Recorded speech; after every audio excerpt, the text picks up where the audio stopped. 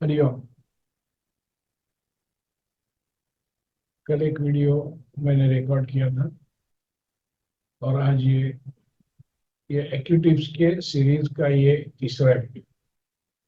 मगर आज का जो वीडियो है, आज मैं जिस के बारे में बात करने वाला हूँ वो कोई प्रोटोकॉल बनाने का वीडियो नहीं है।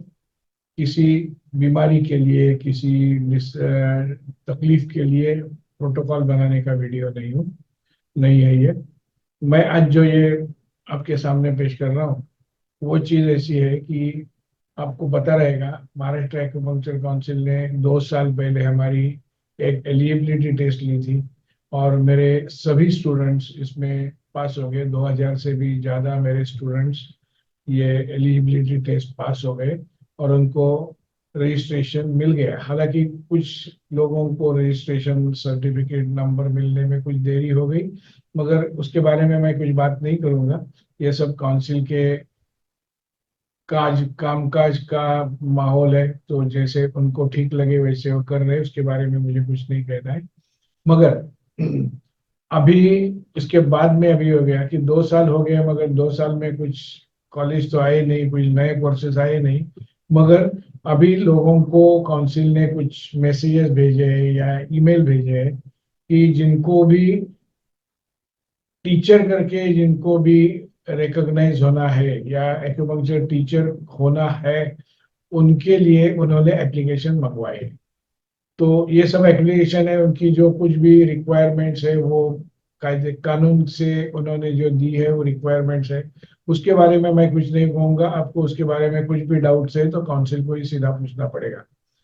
मगर मेरे एक स्टूडेंट ने आज मुझे पूछा कि सर, मैं वो फॉर्म भरना चाहता हूँ, मगर उसमें उसको दिया, मुझे पता नहीं बाकी लोगों को क्या हो गया।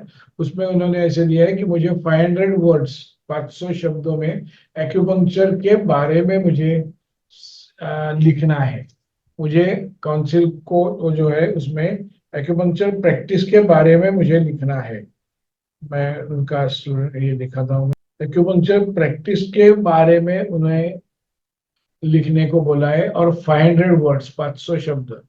अभी तो जिसको भी कुछ भी लिखना है, मैं तो ऐसे बोलूं कि ये वीडियो में इसके लिए डाल रहा हूँ कि जरूरत नहीं है कि आप सब लिख के दे दे, लिखने का नहीं है। तो हम लोग कभी किसको बात करते हैं, एक्यूपंक्चर क्या है समझाने की जब भी कोशिश करते हैं, तो उसके लिए भी ये वीडियो ही आपको काम में आएगा कि इसी तरीके से आप सोचेंगे, इसी तरीके से आपकी प्लानिंग करेंगे, बात करनी है या लिखनी है, तो आपको आसानी हो जाएगी और आपकी बात जो है, आपके और आपकी जो उसके पीछे की भावना है वो लोगों तक पहुंचाने में आप सफल हो जाएंगे। तो जब भी हमें किसी चीज के ऊपर, किसी चीज के बारे में लिखना रहता है या वो कुछ बोलना रहता है, तो सबसे पहली बात यह है कि हम जिस बारे में बोलना चाहते हैं उसी के बारे में हमें पूरी जानकारी होनी चाहिए। पूरी जानकारी मतलब ये नहीं कि दुनिया का पूरा ज्ञान, वो विषय का पूरा ज्ञान आपको रहेगा, मगर आपको उसके बारे में अच्छी तरीके से जानकारी होनी चाहिए। आप उसका पढ़ाई की हुई होनी चाहिए। उसके जो छोटे छोटे अंदरूनी जो पार्ट्स, भाग है, जो साइंस है उसके पीछे का, उसके पीछे के टेक्निक्स है, वो उसके साथ आप एक्वेंटेड होने चाहिए। आप उसको समझ रहे और आप उसमें से काम करते रहेंगे तो आपको बोलने में, लिखने में आसानी हो जाएगी। दूसरी बात, जब ये लिखना है या बोलना है तभी सबसे इम्पोर्टेंट बात जो रहती है कि ये बात हमें जब ये लिखना है तभी हमें जो कुछ भी एक्सप्रेस करना है, जो कुछ भी लोगों तक पहुंचाना है, वो सब कुछ हमें 3 हिस्सों में उसको डिवाइड करना है। 3 हिस्सों में डिवाइड करना है मतलब एक्यूपंक्चर प्रैक्टिस के बारे में बोलो तो प्रैक्टिस के बारे में सीधा एक्यूपंक्चर प्रैक्टिस है, लोग आते हैं, पेशेंट आते हैं, ऐसे नहीं होना चाहिए।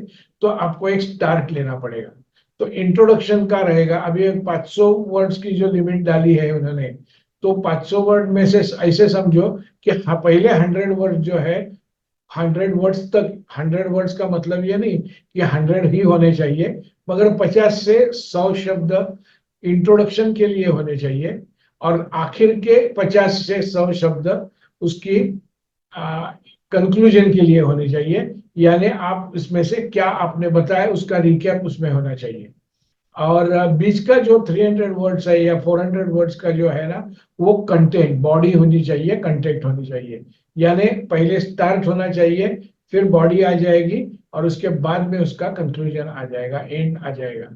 ये ऐसे। अच्छा, दूसरी बात, जब भी आपको किसी को ये किसी भी तरह के, किसी भी साइंस के बारे में, किसी भी चीज के बारे में दूसरे को कुछ भी बताना है, तो आपको सबसे पहले आपके मन में एक तैयारी होनी चाहिए कि आप किसके सामने पेश कर रहे हैं।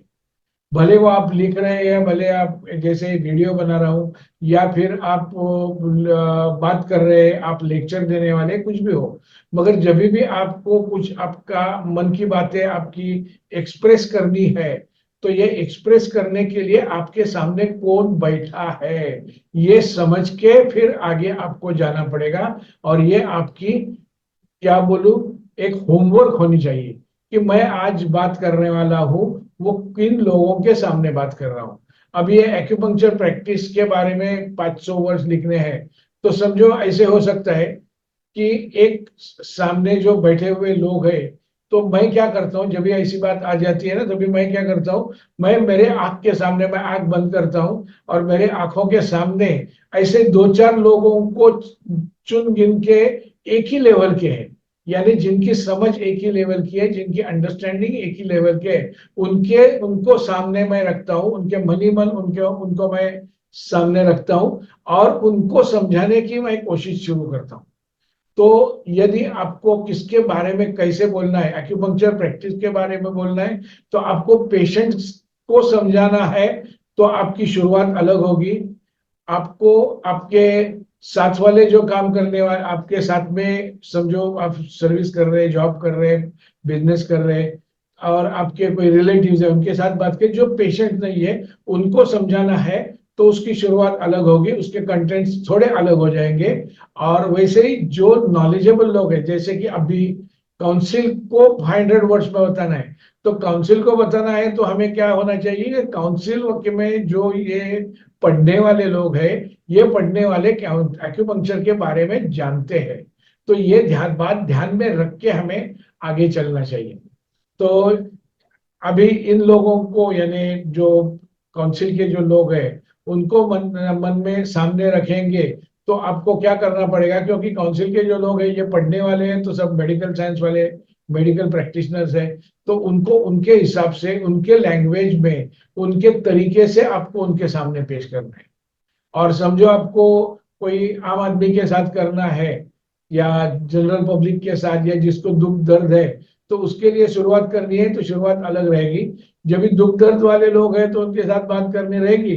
तो नॉर्मली मैं क्या करता हूँ, एक स्टोरी बोलना चालू कर देता हूँ कि ऐसे ऐसे हो गया, मैंने ऐसे किया, और ज्यादा डिटेल्स में नहीं, मगर और उसके बाद में मैं एक्सप्लेन करता हूँ कि ये एक्यूपंक्चर साइंस क्या है और प्रैक्टिस क्या है। अभी उसके बारे में, प्रैक्टिस क्या है उसके बारे में मैं जब भी बताऊं, तभी कितने दिन की ट्रीटमेंट लेनी पड़ेगी, शायद पड़ेगी, कभी खत्म हो सकती है, क्या रिजल्ट दिख सकते हैं, ये सब कुछ मैं उसमें बताऊंगा।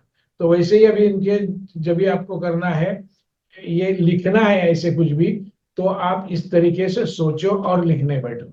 ये 500 वर्ड्स थोड़े आगे पीछे हो जाएंगे तो भी चलेगा, मगर ये 500 वर्ड्स एक अच्छा स्पेस मिलता है हमें लिखने के लिए।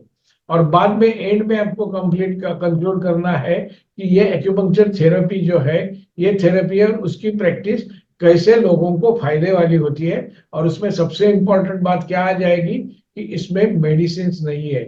जो मेडिसिन, भले कोई भी मेडिसिन हो, तो हर एक मेडिसिन मतलब एक केमिकल हो जाता है, वो केमिकल के साइड इफेक्ट बॉडी में होते हैं, और वो साइड इफेक्ट्स ये एक्यूपंक्चर में नहीं होंगे। तो ऐसे तरीके से आप इसमें से कुछ लिखेंगे, इसी तरीके से आप सोचेंगे, तो आपका लिखना आसान हो जाएगा। और आप सब, मैं चाहता हूं कि आप सभी लोगों को, जो भी ये मेरा वीडियो देख रहे हैं, उनको सभी लोगों को एक्यूपंक्चर काउंसिल की तरफ से टीचर, एक्यूपंक्चर टीचर करके मान्यता मिले, और आप सभी मेरे स्टूडेंट्स टीचर बन जाओ, यही मेरी शुभकामनाएं है।